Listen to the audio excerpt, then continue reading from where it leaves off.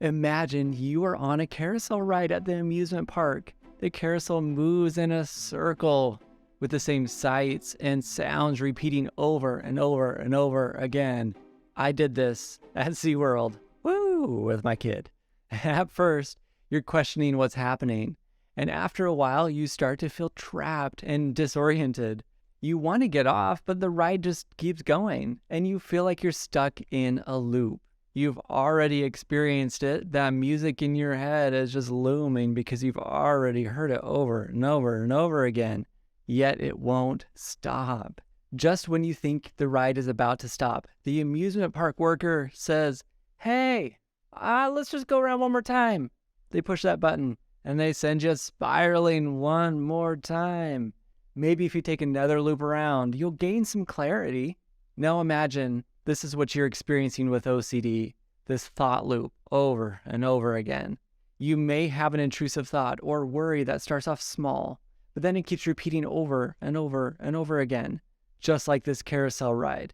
You may try to resist this thought, distract yourself, but it keeps coming back. You may even want to get off the ride, but the worker just keeps saying, "No, let's do it again."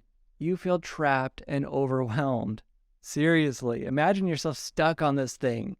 At what point are you going to feel hopeless? There's no hope. You're not gaining anything from this. Really, what you're doing is causing more anxiety.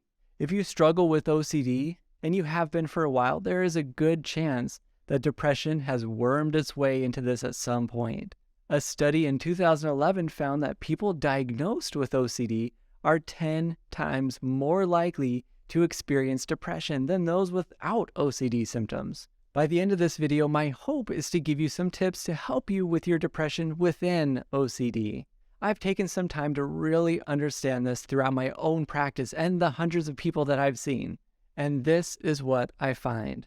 It is thought that OCD in itself is somewhat contributed to a lack of serotonin in the brain. When somebody is having an intrusive thought, the thoughts that they don't want but they just keep coming back anyway, they're gonna feel hopeless, that they just won't get better. They can't get rid of those thoughts. Hopelessness is a big component to depression. I find that a lot of people are surprised when they start working on their OCD treatment. They're like, now I actually feel depressed.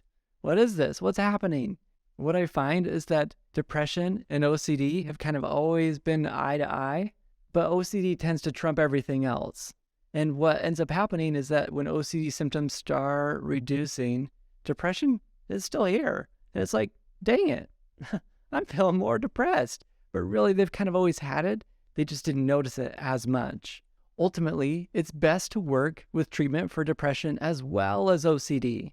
For instance, get moving.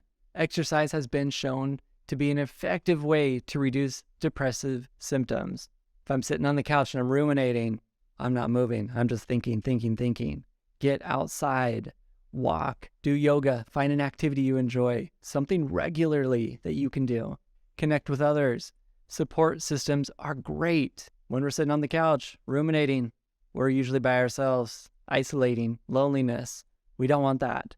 Reach out to friends, reach out to family, connect with others. It's important. Practice mindfulness. Mindfulness can help you be more aware of your thoughts and your feelings, which can help you reduce these symptoms of depression and anxiety. Engage in activities that bring you joy, such as reading, listening to music, watching TV shows.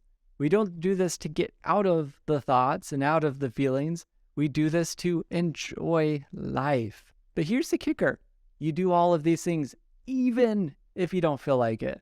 Because a lot of people get stuck in that. I don't really feel like going out today, Nate. I'm not going to do it. No. We don't wait to feel better. We just do it. And we do it again. And we do it again. And we do it again. Challenge negative thinking. It's easy to get caught up in these negative thoughts when you're struggling with OCD and depression. We don't challenge OCD thoughts, but we do challenge depressive thoughts. Things like, nobody likes me. I don't matter in this life. I'll never make it as this, blah, blah, blah, blah, blah. We can actually challenge a thought and find evidence for and against it. Be positive in your life. Find the things around you that you appreciate, that you are grateful for. I know I went through all these super quick. I go through this on my step-by-step online program, though, and help you create a game plan to achieve all of these things in my depression course. I'll link that down below. But ultimately, man, here is the dealio. Depression can happen for so many different reasons. It's the lack of hope the OCD symptoms will bring. Work on OCD. Also, work on evidence-based treatments for depression. There is hope. Don't give up. Please, please, please. To enhance your skills even more, go watch this video here where I talk about the 5 tips to reduce depressive symptoms. Thanks so much for watching, and I will see you next time.